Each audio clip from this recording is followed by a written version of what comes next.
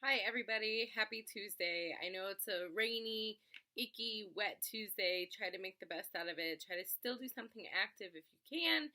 If not, keep busy inside the house. You could always do a cool art project, organize those toys that you have, or do something together as a family. Maybe watch a movie or cook something cool. All right, so it is story time. So I'm going to read you one of my favorite stories. This is actually a book from when I was a little kid in preschool that I loved for my mom to read to me. It's called Frog in Love by Max Velthuijs. I think that's how you say his last name. But what animal do we have here on the cover? What do we see? Looks like a frog. And what is that frog playing? I know this might be an instrument you've never seen before, but that's called a violin. He's playing a violin.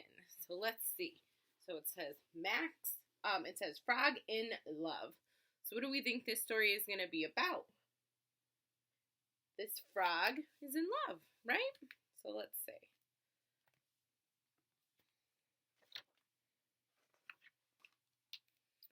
Frog was sitting on the riverbank. He felt funny.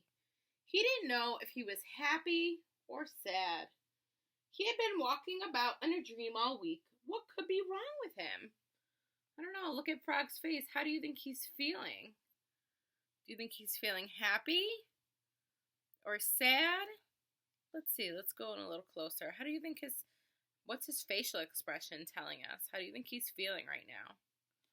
Oh, it looks a little sad.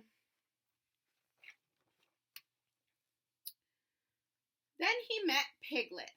"Hello, Frog," said Piglet. "You don't look very well. What's the matter with you?" "I don't know," said Frog. "I feel like laughing and crying at the same time, and there's something going thump thump inside me right here." "Maybe you caught a cold," said Piglet. "You'd better go home to bed." Frog went on his way. He was worried. All right, so did you guys hear Frog? He said something is going thump thump right in here. What do we think that could be that's going thump thump right in there? Piglet said maybe he's sick. What do you think could be wrong with Frog? Then he passed Hare's house. "Hare," he said, "I don't feel well." "Come along in and sit down," said Hare kindly. "Now then," said Hare, "what's the matter with you?" "Sometimes I go hot and sometimes I go cold," said Frog. "And there's something going thump thump inside me right here." And he put his hand on his chest. Hare thought hard, just like a real doctor. "I see," he said. "It's your heart. Mine goes thump thump too." "But sometimes thumps faster than usual," said Frog.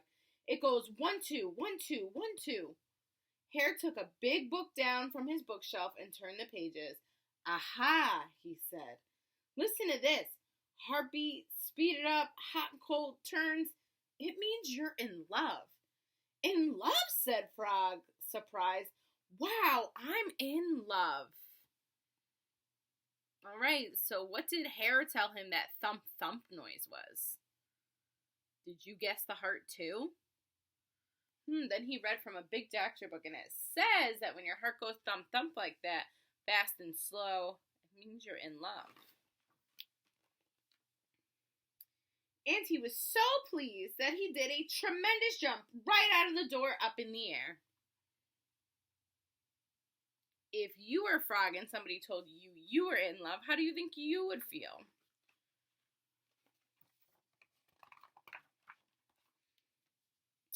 Piglet was quite scared when Frog suddenly came falling from the sky. "You seem to be better," said Piglet. "I am. I feel just fine," said Frog. "I'm in love." "Well, that's good news. Who are you in love with?" asked Piglet. Frog hadn't stopped to think about that. "I know," he said. "I'm in love with the pretty, nice, lovely white duck." "You can't be," said Piglet. "A frog can't be in love with a duck. You're green and she's white." But Frog didn't let that bother him. So who is Frog in love with? The white, pretty duck. But Piglet says that a frog and a duck can't be in love because one is green and one is white. How do you feel about that? Do you think that would bother you, or do you think that you wouldn't care? I don't think I would care either. He couldn't write, but he could do beautiful paintings.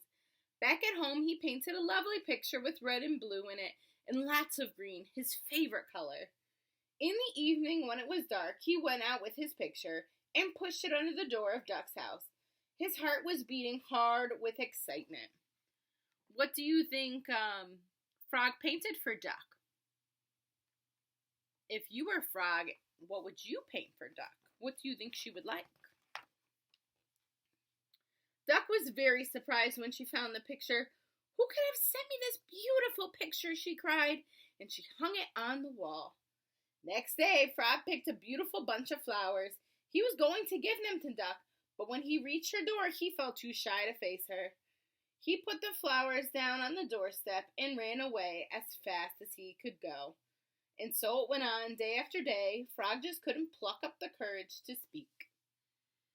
Right, so it said Frog felt shy. And he didn't want to go to her house because he was so shy. What do you think the word shy means?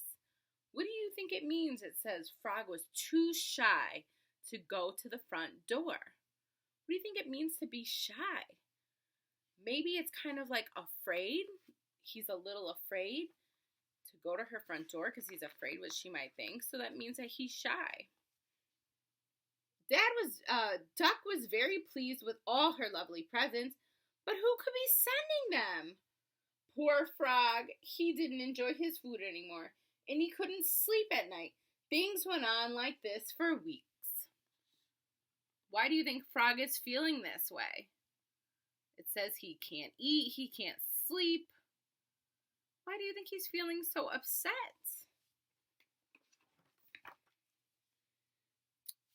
How could he show Duck he loved her? I must do something nobody else can do, he decided. I must break the world high jump record. Dear Duck will be very surprised, and she'll love me back. Frog started training at once. He practiced the high jump for days on end. He jumped higher and higher, right up to the clouds. No frog in the world had ever jumped so high before. What do you think? If you were Frog, what would you do to get Duck's attention? Would you jump? Maybe you would paint her more pictures. You could sing her a song. You could write her a song. What do you think you would do to get her attention? What can be the matter with Frog? Asked Duck, worried. Jumping like that is dangerous. He'll do himself an injury. She was right. At 13 minutes past 2 on a Friday afternoon, things went wrong. Frog was doing the highest jump in history when he lost his balance and fell to the ground. Duck, who happened to be passing at the time, came hurrying up to help. So what happened to Frog? He got hurt, right? And who was the first person to come help him?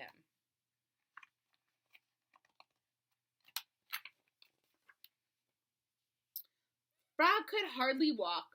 Supporting him carefully, she took him home with her. She nursed him with tender, loving care. Oh, Frog, you might have been killed, she said. You really must be careful. I'm so fond of you. She said she's so fond of him. What do we think that word fond means? What do you think it means to be fond of him? And then at last, Frog plucked up his courage. I'm very fond of you too, dear Duck, he stammered.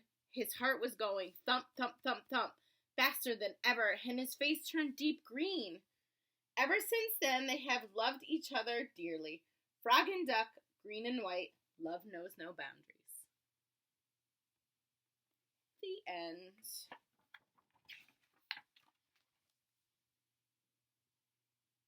Alright, so that was a very nice story about a frog and a duck.